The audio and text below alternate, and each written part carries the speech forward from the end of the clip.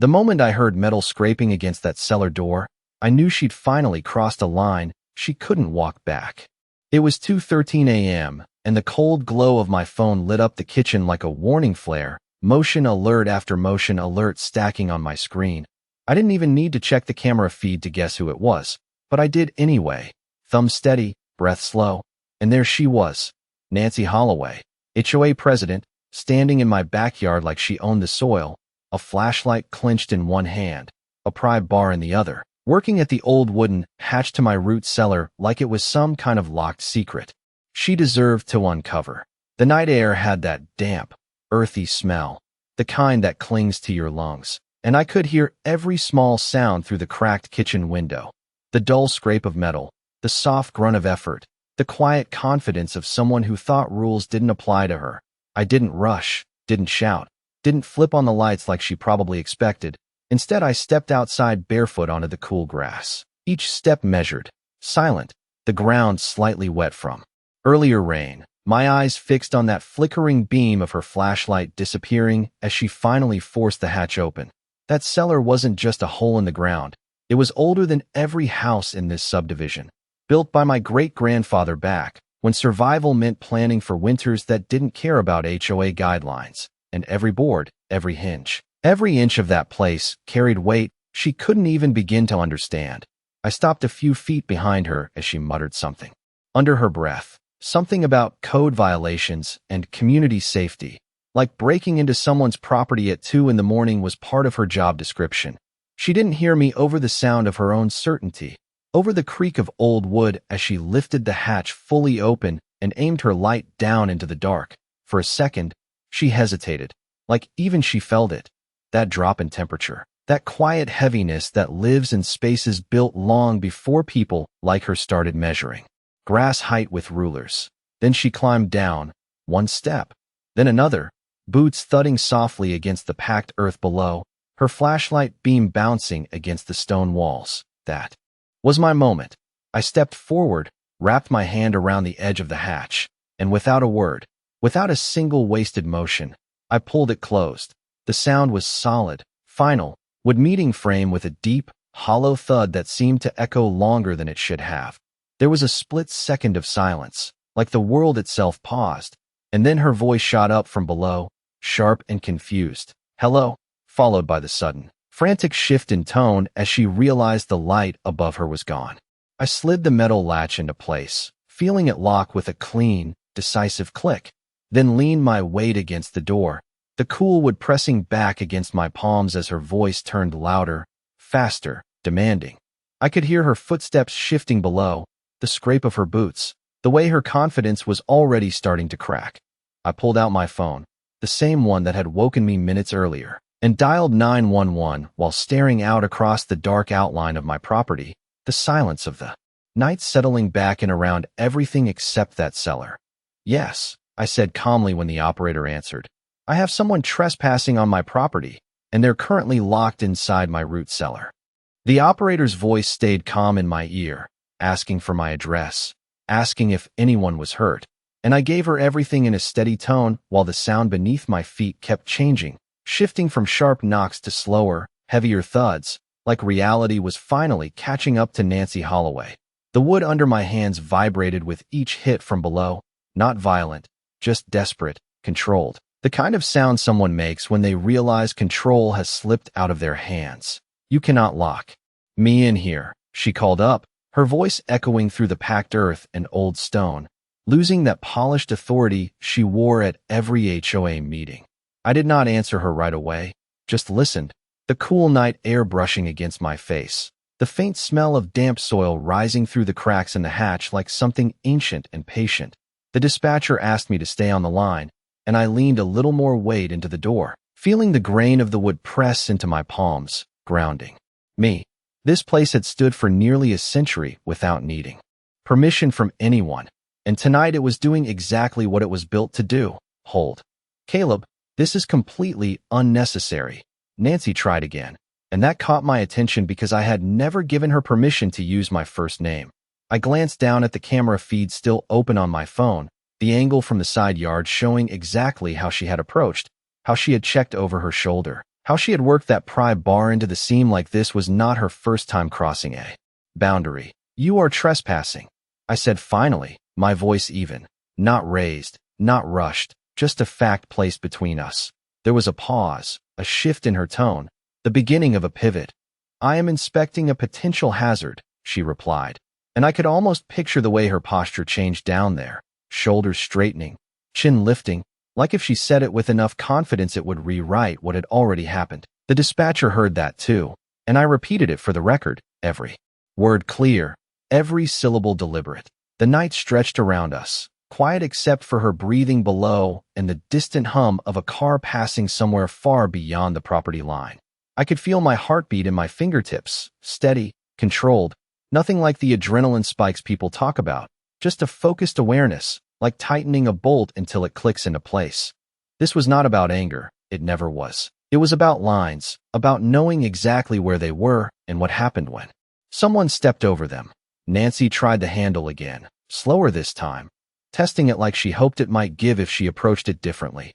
But the latch held firm, the same way it had through storms and seasons and decades of use. "You are making a mistake," she said, softer now. And that was new. That was the first crack I had heard all night. I looked out across the dark stretch of my yard, the outline of the old fence, the tree line beyond it, everything still exactly where it should be, untouched, steady. In the distance, faint at first, I heard it, the low rise of a siren cutting through the quiet, growing just enough to be certain. I did not say anything to her about it, did not give her that warning. I just stood there with my hand on the door, the phone warm against my ear, and waited as the sound of those sirens got closer, knowing that whatever story she had been building in her head was about to meet something much harder to bend. The sirens grew louder, rolling over the quiet neighborhood like a slow wave, and I could feel the shift beneath the door the second Nancy heard them too, her movement stopping, her breathing changing. That tight control she carried starting to unravel in real time. "You called the police?" she asked, and this time there was no authority left in her voice, just disbelief wrapped in irritation. I kept my tone level, the same way I would explain a measurement or a contract term, something simple and unarguable. "Yes, I did." And the words settled into the space between us like weight. The dispatcher stayed on the line, confirming units were arriving, asking me to remain where I was, and I did not move, not even an inch, my hand still resting flat against the wood as if the door itself was breathing slow and steady under my palm. Below me, I heard Nancy shifting again, slower now, careful, like she was thinking through angles, rehearsing explanations, building a version of this that might still work in her favor. "This is a misunderstanding," she said, more composed now, her voice climbing back toward that polished tone she used at meetings, the one that made people second-guess themselves. I was acting within my authority to inspect a potential violation, and I almost smiled at that, not because it was funny, but because it was predictable. The camera feed on my phone still showed everything. The way she had approached the fence line instead of the front gate, the way she had looked around before stepping onto my property, the deliberate way she had wedged that pry bar into the seam of a door that had been closed for generations. Authority did not look like that. Authority did not move in the dark and hope no one was watching. The first patrol car turned onto my road, headlights cutting through the trees, painting long shadows across the yard, and I could see the reflection of those lights flicker against the metal latch inches from my hand. Nancy heard it, too, and this time she did not speak right away. There was a silence from below that felt heavier than anything she had said all night. When she finally did speak again, her voice dropped lower, controlled but strained. "Caleb, we can resolve this without escalating things." And there it was, the pivot from command to negotiation, from assumption to request. I glanced once more at the camera feed, then out toward the approaching lights, steady, unavoidable. And I thought about how many notices she had sent, how many times she had stood on the edge of my property with that same expression, measuring, judging, deciding what should and should not exist. The cruiser rolled to a stop at the edge of my driveway, engine idling, the red and blue lights washing over the grass in slow pulses, and I finally stepped back just enough to take my hand off the door, not to release it, just to prepare. "Officers are here," I said calmly, more for the record than for her. And for the first time since she climbed down into that cellar, Nancy did not answer. At all. The night air felt colder now, sharper, like everything had narrowed down to this exact moment. And as the car doors opened and footsteps moved across the gravel, I realized something simple and absolute. This was no longer her version of the story to control. Gravel crunched under steady boots as the officers approached, their flashlights cutting clean lines across the yard, and I stepped aside just enough to meet them halfway, without ever taking my eyes off that cellar door. Evening. One of them said, voice calm, professional, the kind that does not react until it has all the facts, and I nodded toward the hatch, keeping my tone even. She is inside. She entered without permission. I have the footage on my phone. The second officer angled his light toward the door, then back at me, reading the situation in seconds, measuring posture, tone, distance, everything that does not show up in a report but decides how it starts. Anyone injured? He asked, and I shook my head. No, just contained. The word landing heavier than I expected, because that is exactly what it was. From below, Nancy found her voice again, louder now that there was an audience. Officers, I am down here conducting an inspection. He locked me in. This is completely inappropriate. Her words climbing fast, trying to fill the space before facts could. The first officer did not rush, did not react. He simply stepped closer to the hatch, crouched slightly, and spoke down through the wood. Ma'am, stay where you are. We're going to open this up. Then he looked back at me. Sir, go ahead and remove the latch slowly. And I did. One smooth motion, metal sliding free with a clean click that sounded louder than it should have in the night air. I lifted the door just enough for light to spill down, a narrow beam cutting through the dark, and then stepped back completely, hands visible, space clear. Nothing to complicate what came next. Nancy climbed up into that light, brushing dirt from her sleeves, her expression already rebuilding itself into something composed, something presentable, but there was a tightness around her eyes that had not been there before. Thank you, she said quickly to the officers, ignoring me. Pivoting straight into explanation, I received reports of a potential safety hazard on this property. I was acting in the interest of the community. The words lined up neatly, practiced, ready. The second officer glanced at me, then at my phone, and I held it out. Screen already cued to the camera feed. The timestamp clear, the angle undeniable. He took it, watched a few seconds, then a few more, his expression not changing but his posture settling into something firmer, more certain. Ma'am, he said, turning the phone slightly so his partner could see.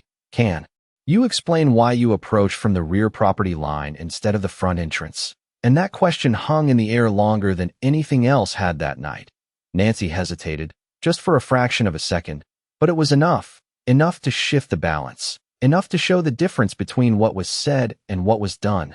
The red and blue lights washed over all of us in slow pulses, painting the grass, the fence, the old wood of that cellar door, and for the first time since this started, Nancy did not control the rhythm of the conversation. She was responding now, not directing, adjusting instead of deciding.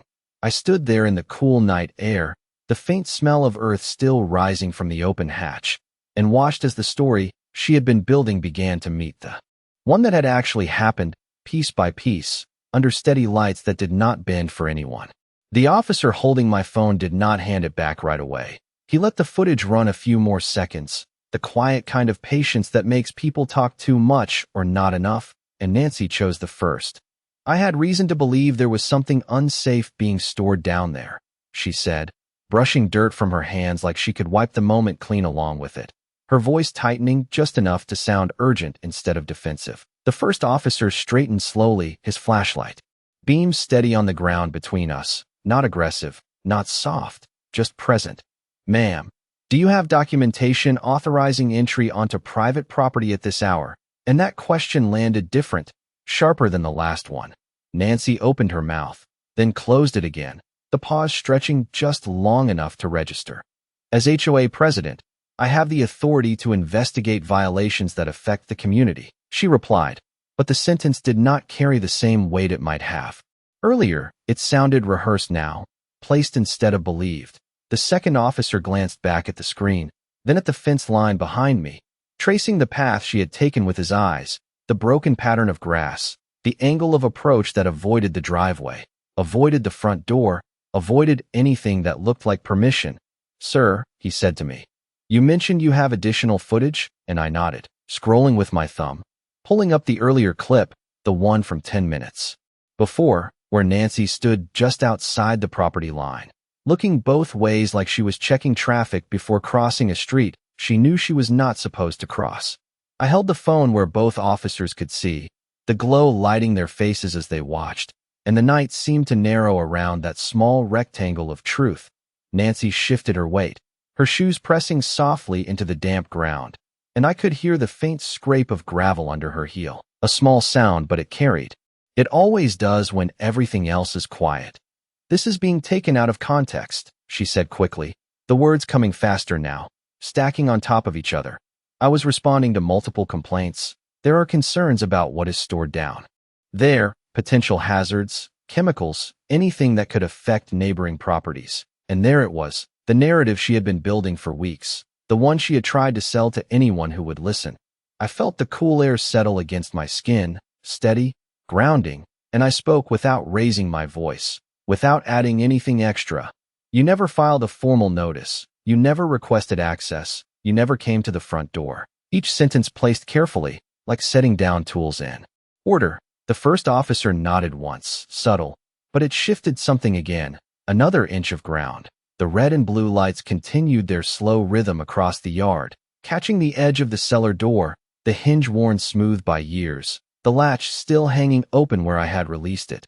The second officer handed my phone back, his expression unchanged but his posture firmer, and he turned to Nancy. "Ma'am, at this point we need you to step over here so we can clarify a few things." His tone still calm, still professional, but no longer neutral.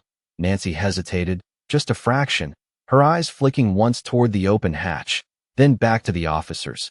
And in that moment it was clear she understood something had shifted in a way she could not reverse.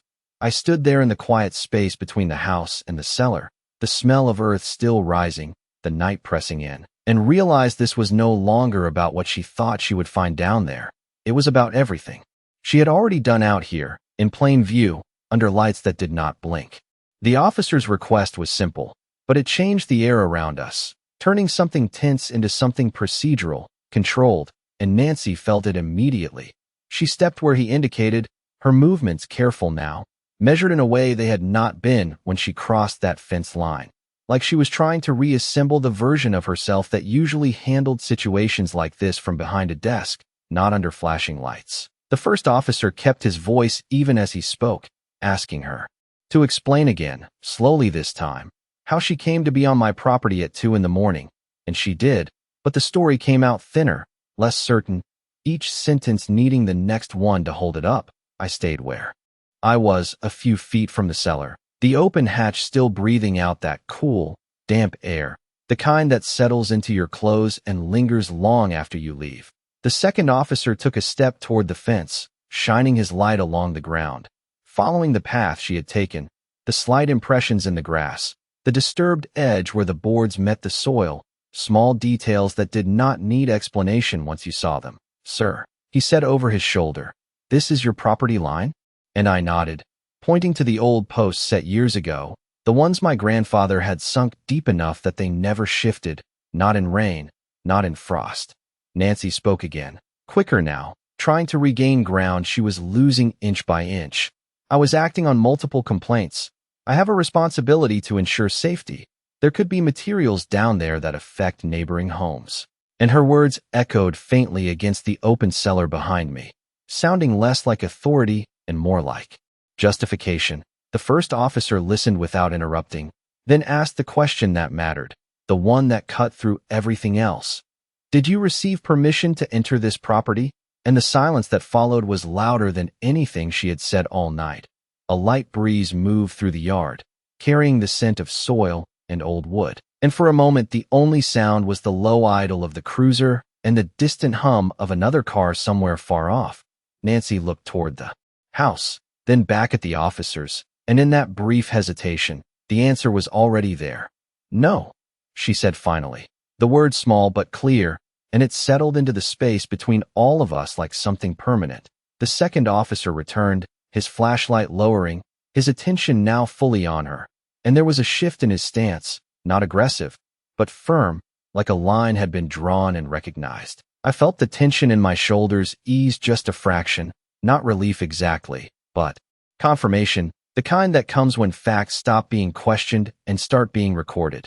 The red and blue lights continued their steady pulse across the yard, catching the edge of the cellar door, the grain of the wood, the latch still hanging loose, and I realized that everything she had built this on, every assumption, every claim of authority, had come down to this single point, a boundary crossed without permission, under a sky that did not care who she thought she was.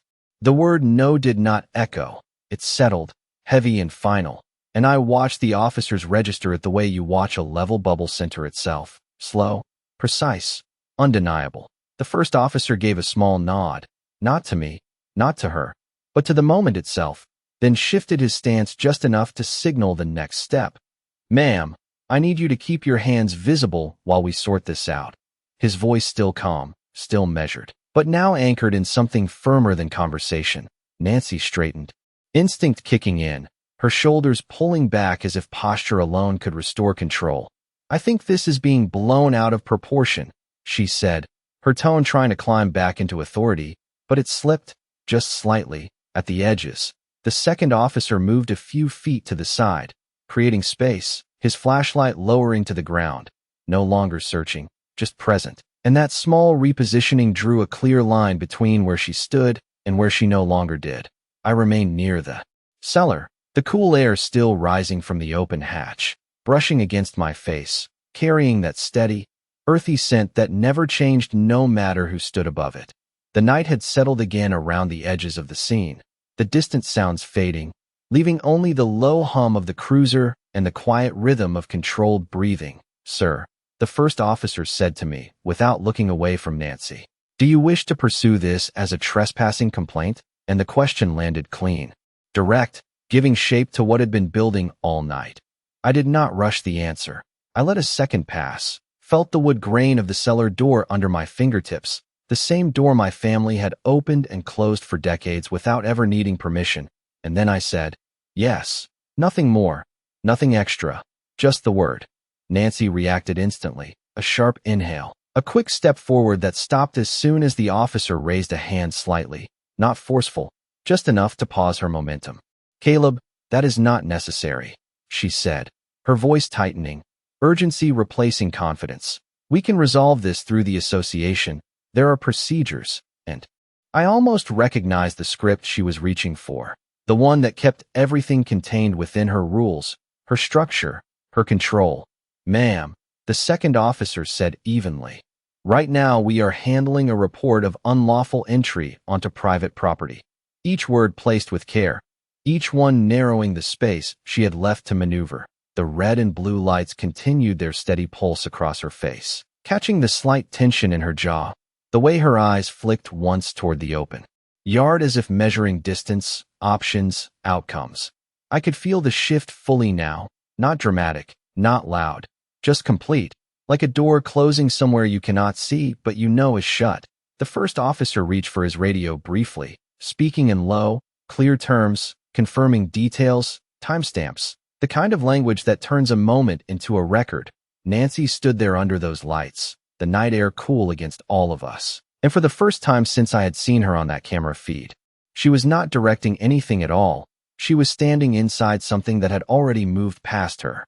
The decision hung in the air for a second.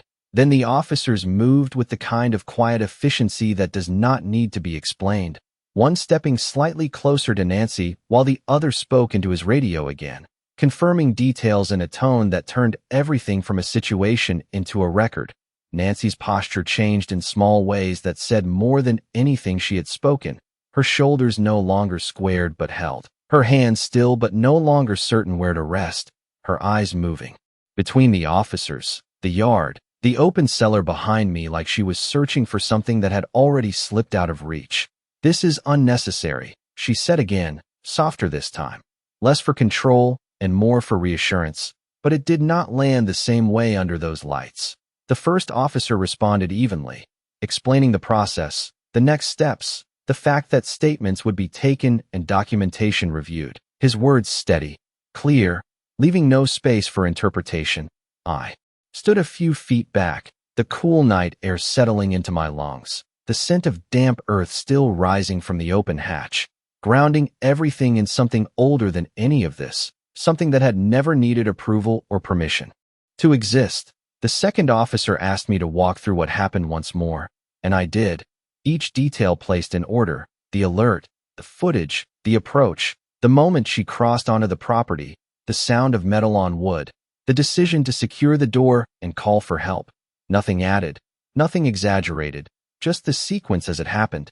As I spoke, I could see Nancy listening, her expression tightening in places she could not control, the realization settling in that this was no longer about narrative. It was about sequence, about what came first and what followed.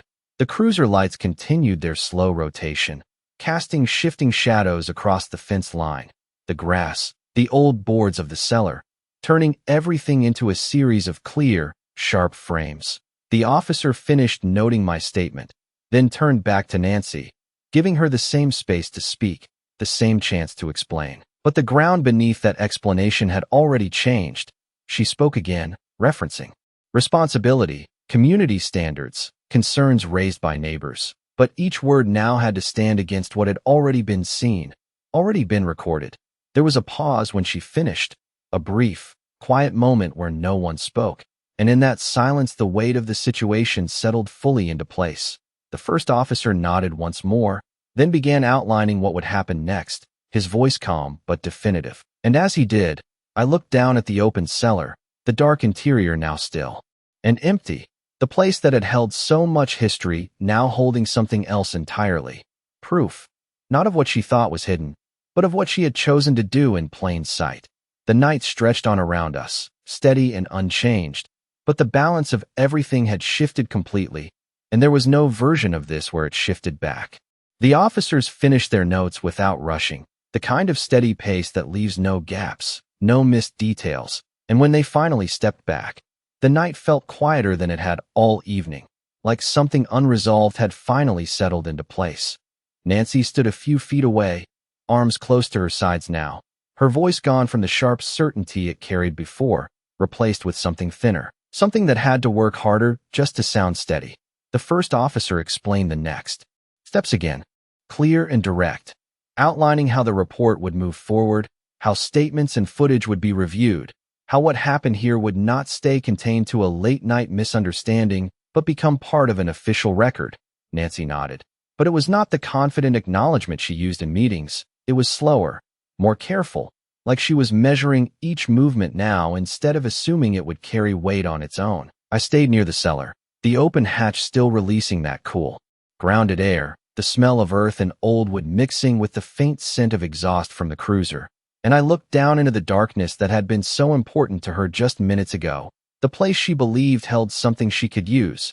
It did, just not in the way she expected. The second officer handed me my phone back, his voice low and professional as he confirmed they had everything they needed for now, and I nodded, sliding it into my pocket, the screen going dark as the footage it held moved from evidence to something already acknowledged. The red and blue light slowed, then steadied.